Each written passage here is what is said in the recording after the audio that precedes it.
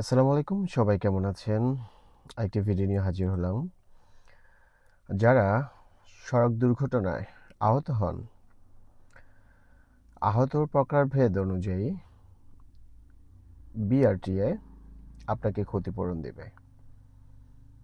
Bangladesh road transport authority আপনি যদি আহত হন, যদি আপনি 30 দিনের ভিতরে আবেদন করেন, তাহলে আপনাকে 1 থেকে 3 লক্ষ টাকার মধ্যে ক্ষতিপূরণ দেবে। আর যদি সড়ক দুর্ঘটনায় যদি কেউ মৃত্যুবরণ করে, তাহলে তার পরিবারকে দেবে 1 থেকে 5 লক্ষ টাকা। কিন্তু আপনাকে আবেদন করতে হবে 30 দিনের ভিতরে, তাহলেই আপনি এই ক্ষতিপূরণ পাচ্ছেন। তো আর দেরি কেন? যে পরিবারগুলো এই 1 মাসের মধ্যে যারা আহত হয়েছেন বা নিহত হয়েছেন, আপনারা বিআরটিএতে আবেদন করে ফেলুন। ধন্যবাদ।